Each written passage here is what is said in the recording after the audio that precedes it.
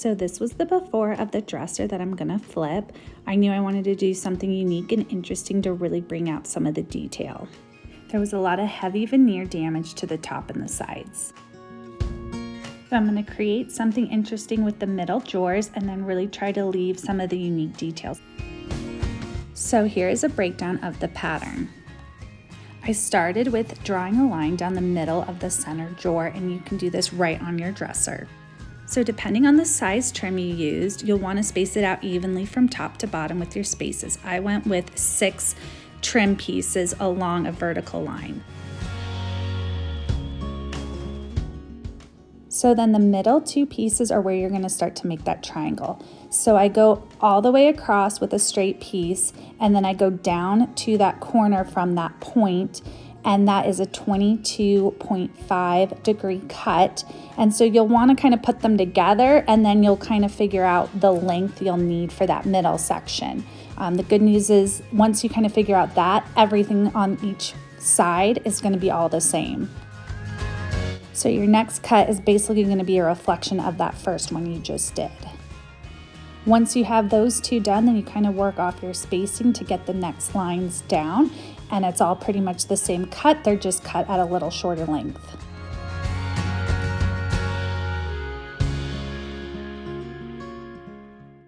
And just a little tip, once I got that first section done, all of it was just a mirror image or a reflection of what I just did. And I just used all those pieces as my template.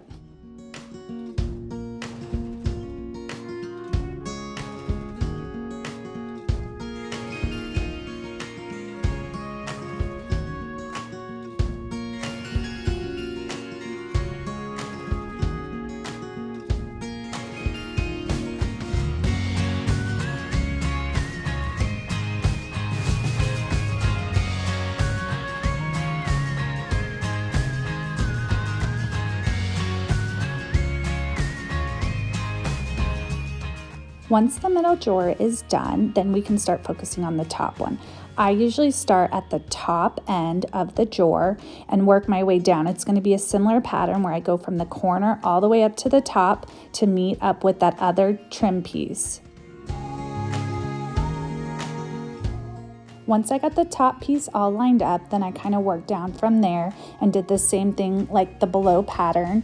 I worked off the same spacing. I had 6 pieces on the top drawer, just like the bottom, but I didn't break it up in any way. Just to note, the cut at the bottom of the drawer is at a 45. You're just going to work your way down the pattern, and each piece will get a little bit shorter.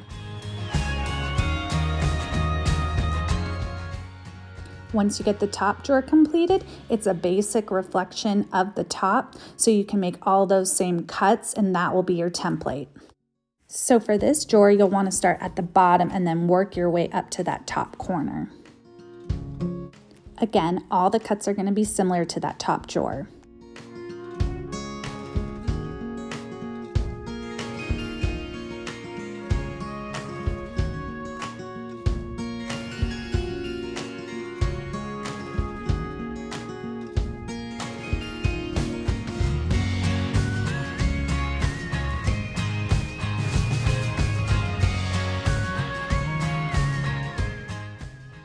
And that's the pattern. Now let's get it on the drawer fronts.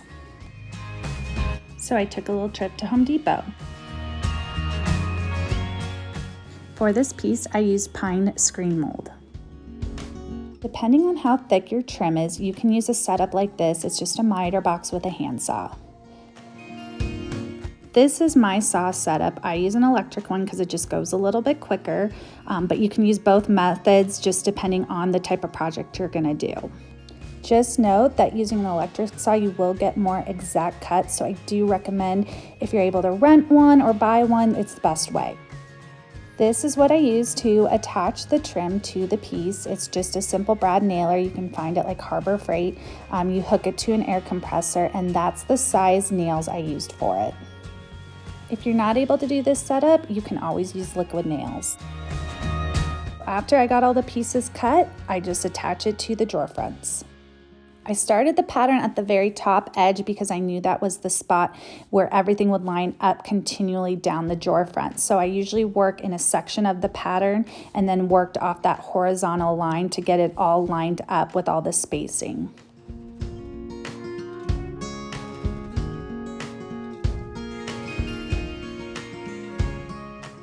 When all the horizontal pieces are attached, then I go in and add that angled cut.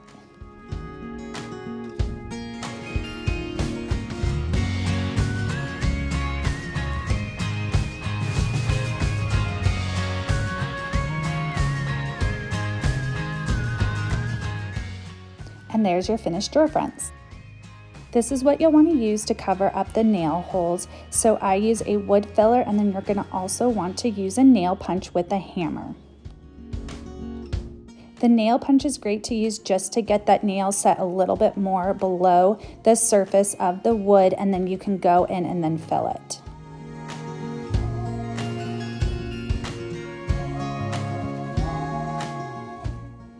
So you basically just set it on top of the nail and tap it in just a little bit.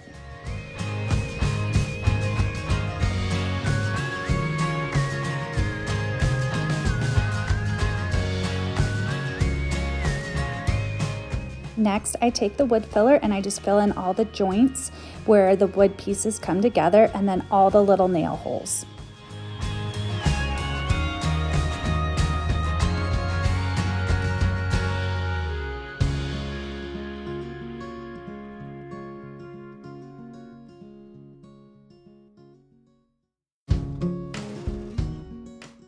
I usually put a lot on just so then when you go back over and sand it, you'll get a really smooth finish.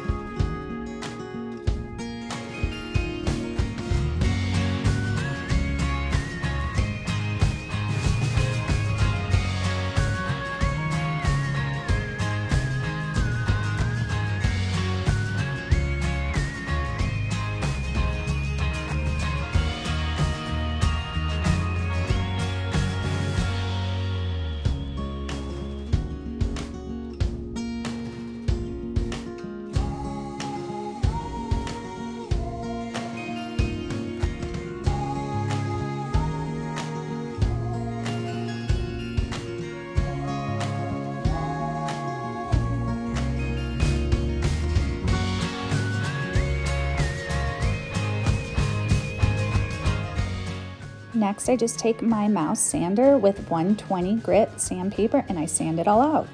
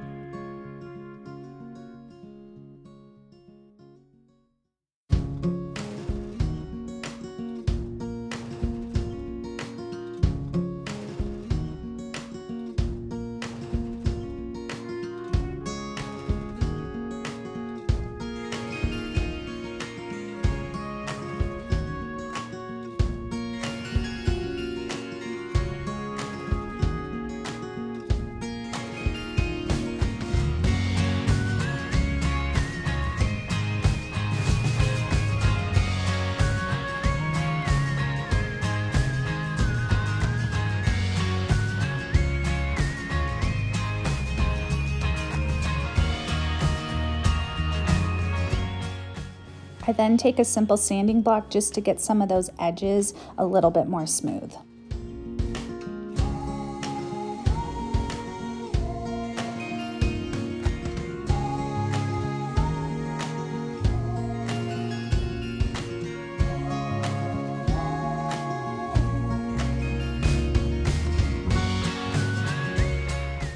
Once you get all the drawers finished and sanded, you'll want to go ahead and scuff sand the rest of the piece with a 120 grit paper so then you can start painting. This is what I used to paint the piece. I actually did a primer on this piece. It's just a basic bare house paint matte black, And then the color paint I used was Vagabond Blue by Melange, and here are the brushes that I used to paint on the piece. I used the 2 flat brushes on the big surface areas for the piece, and then the other 2 little ones were just for the details of the drawers. I do recommend the wedge chisel brush from Zebra for the drawers. When applying the primer, I don't really care about the streaks and strokes. I just try to make sure there's no globs of paint. The only reason I'm doing primer for this piece is because I have a limited amount of my blue paint, and this just helps kind of give you a better coverage.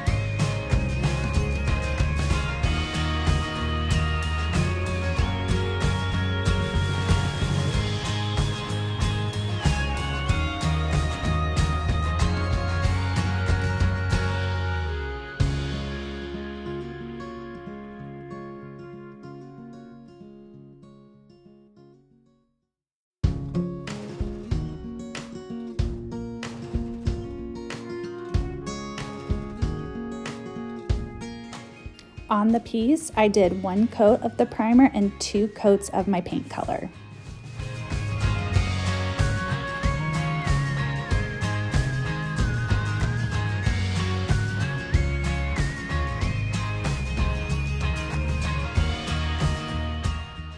Also note that I waited about an hour or 2 in between drying time.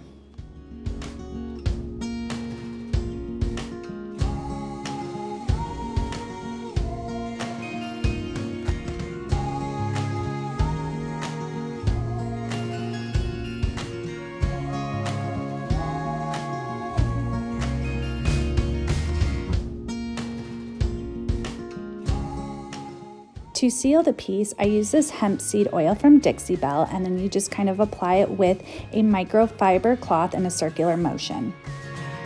And here is the final piece. It went from drab to designer.